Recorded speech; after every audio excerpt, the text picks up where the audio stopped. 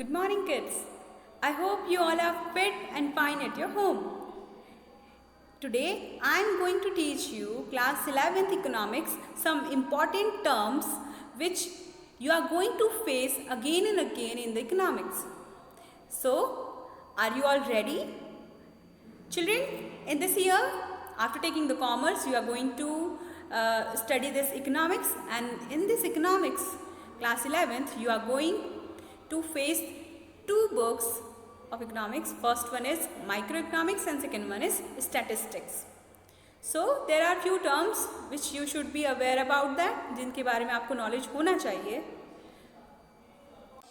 So the few terms are economics. What is economics? Then second one is economic activity. Third is consumer. Fourth is economic problem. Fifth is producer. Next is saving. And next is the last one, investment. Children, you all can pause the video and write down these terms in your notebook.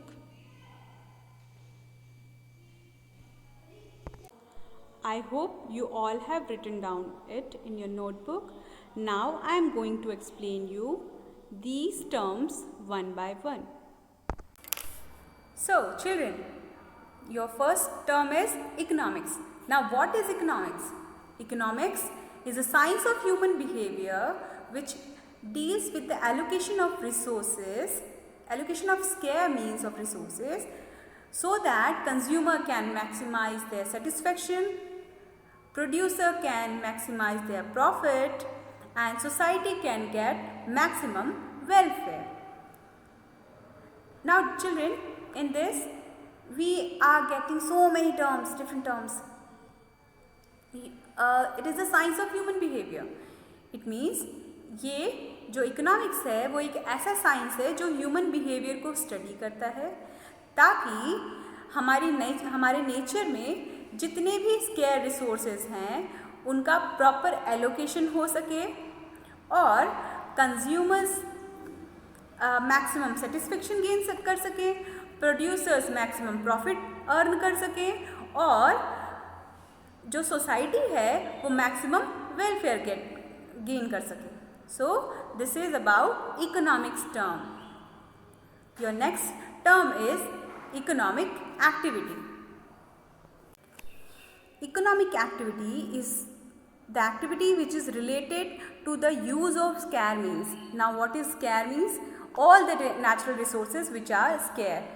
Children, nature में जितनी भी goods हैं, commodities हैं, products हैं या resources हैं वो सब लिमिटेड हैं. हमारी वांट्स कैसी है?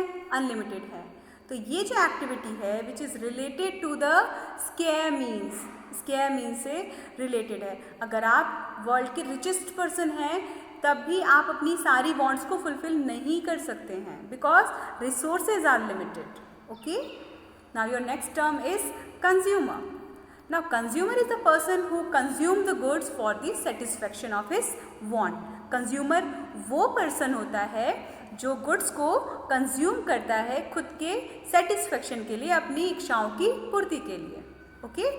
Now your next term is economic problem. अब इकोनॉमिक की प्रॉब्लम क्या है? It is the problem of choice arising on account of the fact that resources are scarce and these have alternative uses. Economy की problem ये है बच्चों कि एक तो इकोनॉमी के पास में लिमिटेड रिसोर्सेज हैं और वो रिसोर्सेज स्कैर नंबर में हैं. उसके बाद इन सारे रिसोर्सेज का हम अल्टरनेटिव यूज़ भी है. सपोज़ एक लैंड एरिया है तो उसको हम राइस ग्रो करने के लिए भी यूज़ कर सकते हैं, वीट ग्रो करने के लिए भी यूज़ कर सकते हैं, हम उसको मॉल बनाने के लिए भी यूज़ कर सकते हैं, हम उसको रेसिडेंशियल एरिया के लिए भी यूज़ कर सकते हैं. तो हर एक जो पर्टिकुलर एरिया है उसका डिफरेंट यूज़ है. Okay. So each and every resource is square and they have the alternative uses. Students, your next point is producer. Now producer, a person who produce and sell the goods and services for the generation of income.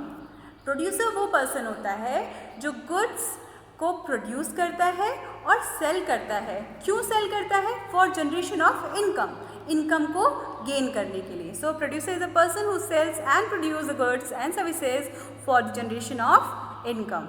Okay, your next term is saving. Saving, now what is saving? बचत, saving बचत, ठीक है। पर बचत कौन सी बचत? Saving income का वो पार्ट है जो कि कंज्यूम नहीं होता है, जिसको हमने खर्च नहीं किया है, बचा के रखा है, वो है saving. So saving is a part of income which is not consumed. Okay, now your next term is investment. Now what comes into your mind while you listen this word investment? जब आप investment सुनते हो तो क्या mind में आता है? कुछ बचत करके रखना, जमा करना, जमा पूंजी। बट इन्वेस्टमेंट का इकोनॉमिक्स में मीनिंग ये होता है कि investment is an expenditure by a producer on the purchase of such assets which help to generate income. Producer वो जो एक्सपेंसेस करता है इनकम को जनरेट करने के लिए, इनकम को और बढ़ाने के लिए, वो उसके लिए इन्वेस्टमेंट होता है।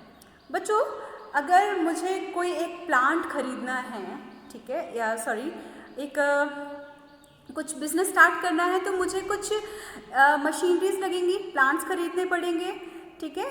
तो उसमें क्या होगा कि वो जितनी भी मशीन खरीद रही हूँ वो सब कुछ इन्वेस्टमेंट होगा। या हम कहीं पे कुछ पैसा लगाते हैं, लागत लगाते हैं और प्रोडक्शन को बढ़ाने के लिए, तो वो होता है investment.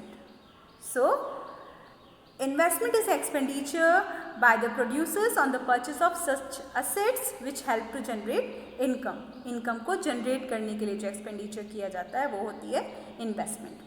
Okay, so I hope these all terms are clear to you.